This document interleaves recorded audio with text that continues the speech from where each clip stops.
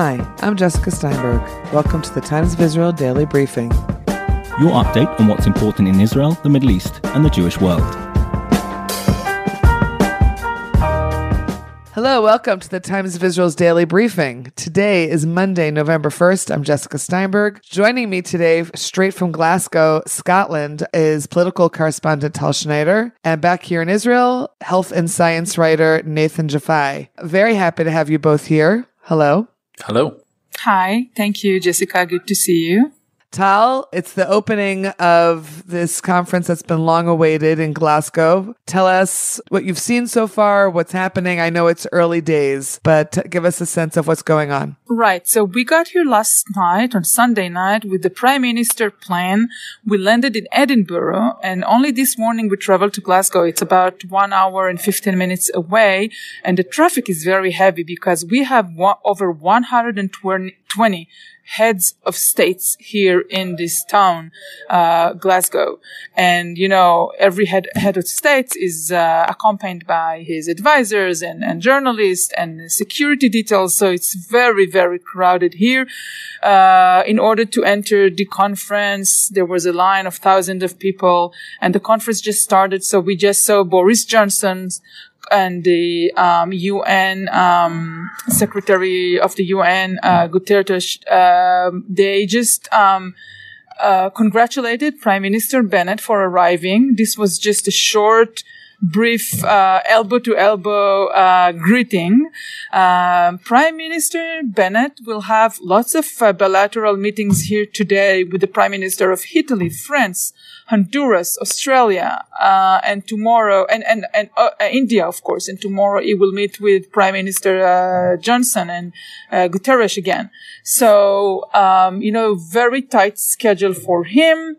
And a good schedule for him, I would say, kind of compensating on what was going on in the UN just a month ago when Bennett arrived late with the Israeli, the Jewish holidays. And so he arrived very late and there was no one to meet there.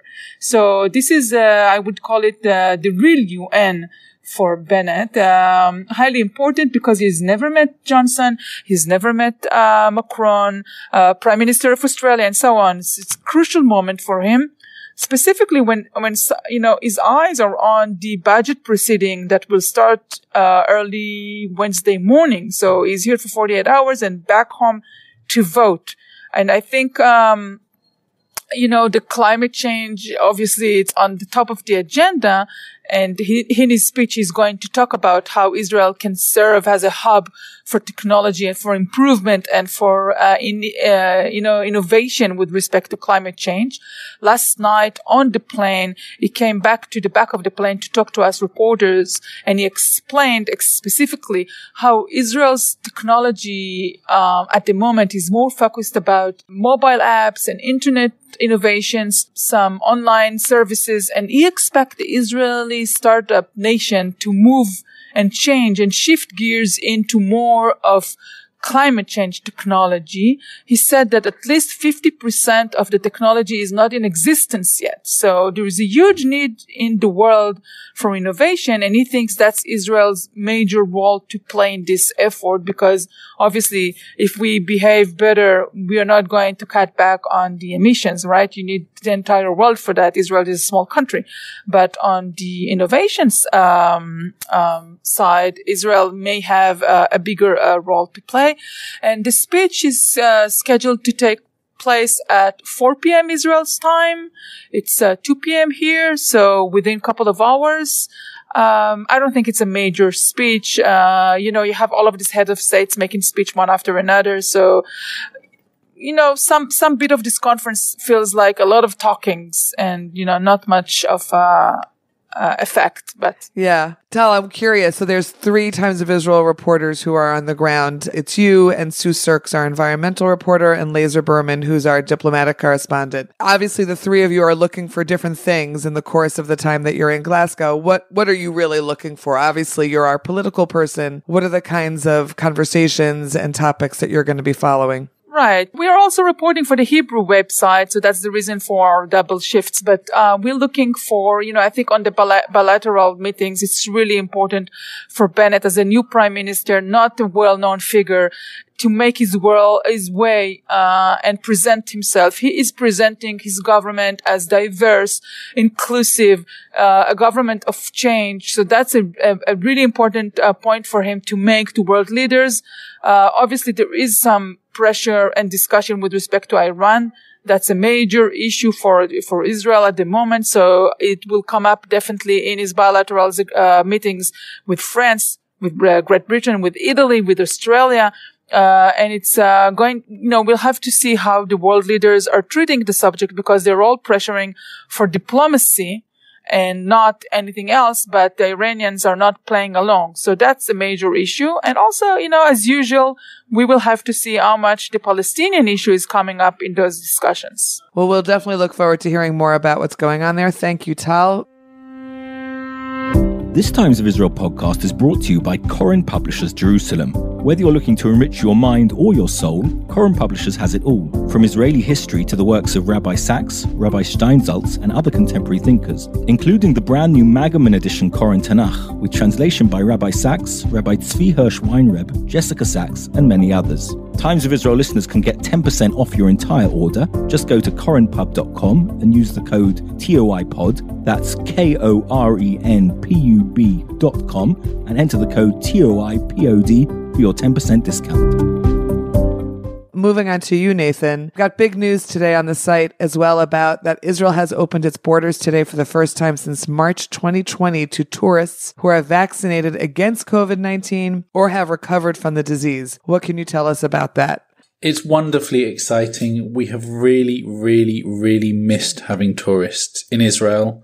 Really, the place is not the same without tourists.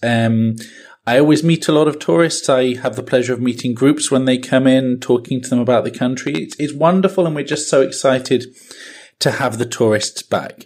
It's not going to be kind of a sudden thing that we get back to regular levels. There are many limitations. You can only come in if you're vaccinated and if you've had your most recent shot within 6 months, which is not the case for a lot of the world. And if you have children, well, you can't bring them with, which some parents will probably see as a great advantage, but others will cancel their holidays and not have holidays because of that. And given that, in all seriousness, a lot of tourism to Israel is family tourism. It's people coming for family trips, be that Christians, for whom this is kind of very important, or Jewish people who may be coming for a bar mitzvah or a bat mitzvah or a family simcha or something like this. So it doesn't allow us to get back to where we were, but it does allow us to restart tourism. I have been looking into the health ramifications of this, talking to experts, and some experts are really say, we don't need to worry about this. We have an amount of COVID that's going around in the community anyway. Okay, so there'll be a few more cases that will come in from overseas. Others say, actually, we need to be a little bit more worried about this because, it is a way of bringing in a lot of COVID. It is the way that new variants may come in. So kind of a division of opinion, I'd say, among the experts on what this is going to mean. Okay, so kind of a wait-and-see situation here to see what it really looks like once the tourists book those tickets. And Nathan, you also have a big feature up right now about very ambitious Israeli research expected to lead to better diagnosis and treatment for autism because there has been a massive investment. Tell us a little bit about that. That sounds quite promising. Yeah, this is a very important story, which is a charitable foundation actually making a very large investment. We're talking about 40 million shekels into a national autism center in the city of Beersheba in the south of Israel. And one of the key things that this will allow them to do is to really push forward in developing a database that will have information on the development and the situation of many of the nation's autistic youngsters. It's important to stress that this is only with parental consent. Only those parents who agree to this will be part of the database. But the idea of that is that if you have this detailed information, it really allows you to develop techniques for diagnostics, for diagnosing autism, and also for helping to treat and give the relevant therapies. And, already there's been findings from this database, for example, the importance of diagnosing early. So we're really very optimistic about what this might lead to. And I think it will push Israel kind of more onto the world stage in terms of autism research. Right. That was my follow-up question for you what does this mean in terms of global effect on autism research moving forward? Yeah. So let me kind of talk a little bit about the importance of this, because I think in many places in the world, you'll have one scientific group that will do a study on autism and genetics, and another that does a study on autism and speech, and another that does a study on autism and behavior. And that's all very nice, and that's all really important research, but you're working with different samples for each thing. Different groups of people for each of the studies, whereas what we'll have here is we will have a single large sample of people that will be part of many different studies, and you'll be able to cross-reference between the different studies and really that way build up a much clearer picture. So this is quite kind of a rare asset internationally in the world of autism research. So that is why this is exciting. And what we've all seen, because this sounds very abstract. If we were having this discussion a couple of years ago, Jessica, I would have said to you something like, a more general discussion. I might have said to you, Jessica, Israel's health documentation program, the way that we have, national databases of health data is really, really helpful in terms of research. And you would have said, very nice, but that's very abstract. What does that actually mean? We've seen in the last couple of years, the last year, with the pandemic, the amount of data that we've actually delivered to the world on the issue of vaccines, then it becomes real, then it becomes tangible. And I expect similar things to happen in the world of autism research. And actually, interesting, Tal, it brings me back to that story that we spoke about last week with credit cards, with the huge database that is happening in the aviation world in Israel, and the sort of the flip sides of when it's really good to have a lot of information out there about yourself and when it's not necessarily so helpful. I don't know if you have any thoughts about that, if you were thinking about the connections between the two. Well, it's a delicate act of balancing, and they put some safeguards in the bill about not stepping over people's privacy, but people in Israel, they generally do not trust the authorities to make sure that privacy is not breached. So that's the big problem, I suppose, the breaching, the hacking, and so on. Okay. Guys, thank you both for being here with us today. Tal, wishing you a good day in Glasgow, and Nathan, you and I will continue toiling on here back in the land of Israel. Thank you. Bye, guys. Take care. Bye. Hi, it's Sarah Tuttle Singer from the Times of Israel. Come join our community and support fast and fair independent journalism.